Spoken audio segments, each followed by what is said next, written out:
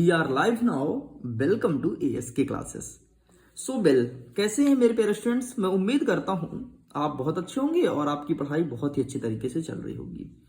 लीजिए, फाइनली अब आपके सामने कक्षा 11वीं बिजनेस स्टडी मतलब व्यवसाय अध्ययन के उन सभी क्वेश्चंस को लेकर के आ चुका हूं जो कि आपके अर्धवार्षिक परीक्षा में यानी कि कल 11 तारीख को देखने को मिलेगा।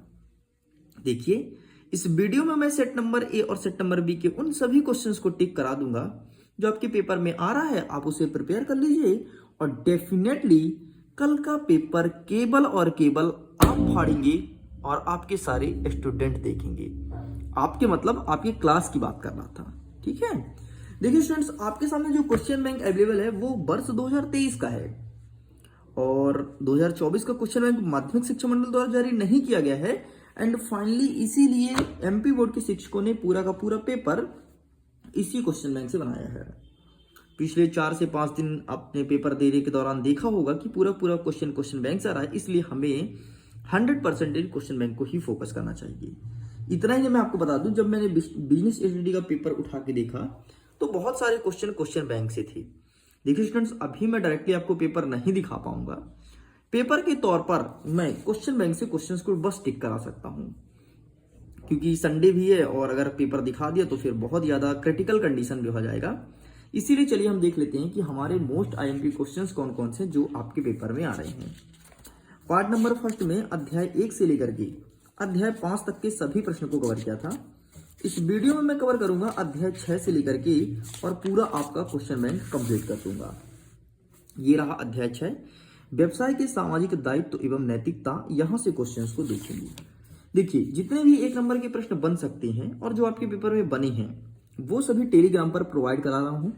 लिंक डिस्क्रिप्शन बॉक्स में दिया गया है, चेकआउट कीजिए। टेलीग्राम पर जुड़ने के बाद एक लिंक आएगा, लिंक के थ्रू जो कि टेस्ट के नाम से रहेगा, टेस्ट को आप टिक करना और सभी को अटेम्प्ट करना।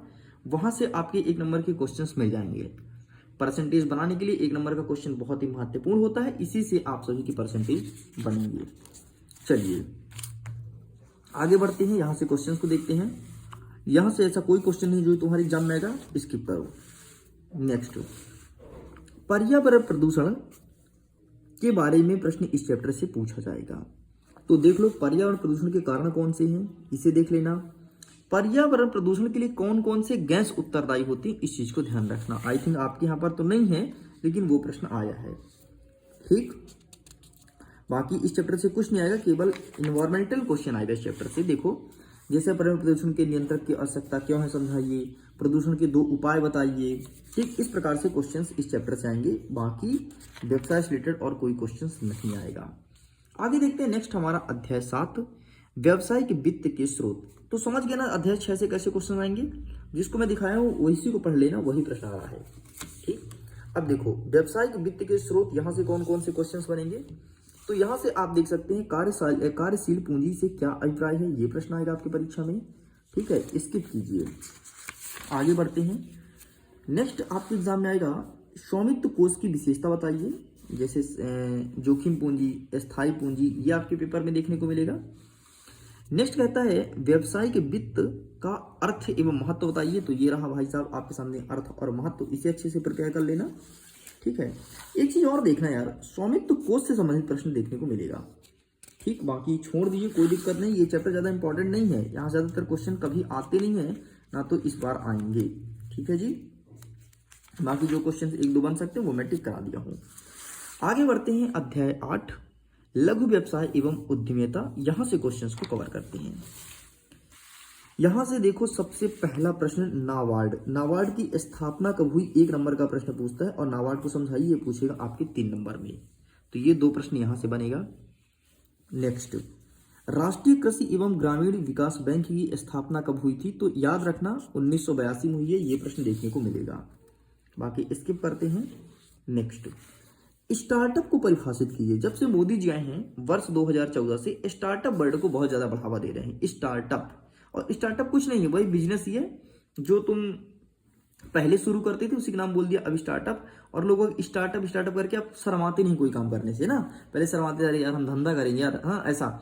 लेकिन अब आ गया स्टार्टअप वर्ड तो बोलते क्या कर रहे हो, अरे यार एक स्टार्टअप खोला हूँ, स्टार्टअप स्टार्ट किया हूँ, क्या है का, चाय की दुकान का, है ना। तो ये स्टार्टअप वर्ड हो गया है। समझ रहे हो ना। तो इसमें लोगों को गिल्टी फीलिंग होती है, यार चलो ठीक है स्टार्टअप ही तो है ना, आगे चल करके कुछ ब्रांड बनेगा, इसे कहते हैं स्टार्टअप। हम भी स्टार्टअप खोले हैं एएस की क्लासेस ऑफिशियल चैनल के नाम से। चलिए आगे बढ़ते हैं नेक्स्ट। कुटीर उद्योग की 3 विशेषता बताइए, एंड ये रहा विशेषताएं, तो प्लीज आप इसका स्क्रीनशॉट ले सकते हो। नेक्स्ट देख लेते हैं NSIC के कार्य, बाकी परीक्षा में कभी नहीं पूछता, तो यदि देखना चाहो तो एक नजर देख लो, बाकी स्किप कर दो, कोई मतलब नहीं है। तो इस चैप्टर से पूरा का पूरा प्रश्न आपके लघु और कुटीर उद्योग से पूछा जाएगा, ध्यान रखना। लघु और कुटीर उद्योग मतलब कुछ बड़े उद्योग के बारे में डिस्कस करेगा, तो कहीं कुछ छोटे उद्योग के बारे में। इसके बाद नाबार्ड तो पूछा ही जाएगा, माँ कसम खा के बैठे हर साल देता है तो इस बार भी देगा। नेक्स्ट देख लेते हैं राष्ट्रीय कृषि और ग्रामीण विकास बैंक को समझाइए, जो कि मैंने पहले टिक कराया है, उसी को अब विस्तृत रूप से थोड़ी बड़े फॉर्म में पढ़ना, ताकि एग्जाम में अच्छा स्कोर गेन कर सको। चलिए आगे बढ़ें। नेक्स्ट आता है हमारा अध्याय 9 आंतरिक व्यापार मतलब इंटरनल बिजनेस के बारे में, यहाँ से प्रश्न देखने को मिलेगा।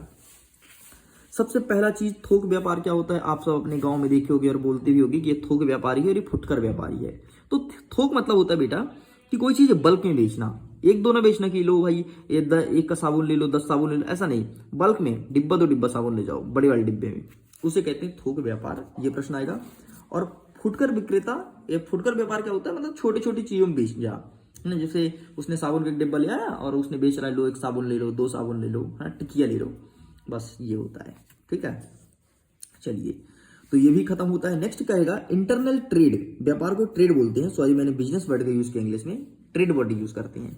तो इंटरनल ट्रेड से क्वेश्चन आएगा, डेफिनेटली आएगा, हर साल पूछता है। तो यहां से 3 प्रश्न back to back exam point of view से बहुत ज्यादा इंपॉर्टेंट है।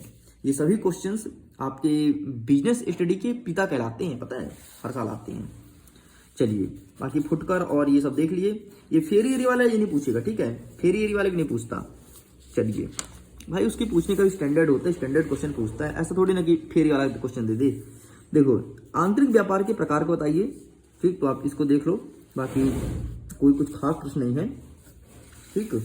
चलिए आगे स्किप करते हैं, इस चैप्टर से इतने ही क्वेश्चंस बन सकते थे। अच्छा एक चीज और देखना, थोक और फुटकर व्यापारी में अंतर, ठीक, यही प्रश्न आएगा इस चैप्टर से, थोक और फुटकर व्यापार, बाकी कुछ नहीं आएगा। और इंटरनल ट्रेड, बस इतना देख लो, तुम्हारा काम हो जाएगा इस चैप्टर से, तुम्हारा काम हो जाएगा, मतलब टॉप कर जाओगे मेरे भाई। चलिए आगे बढ़े फिर। नेक्स्ट चैप्टर आता है आपका अध्याय 10। अब अंतरराष्ट्रीय व्यापार आ गया, मतलब इंटरनेशनल ट्रेड करेगा, ठीक है। अभी इंटरनल कर रहे थे अपन, लेकिन अब करेंगे इंटरनेशनल।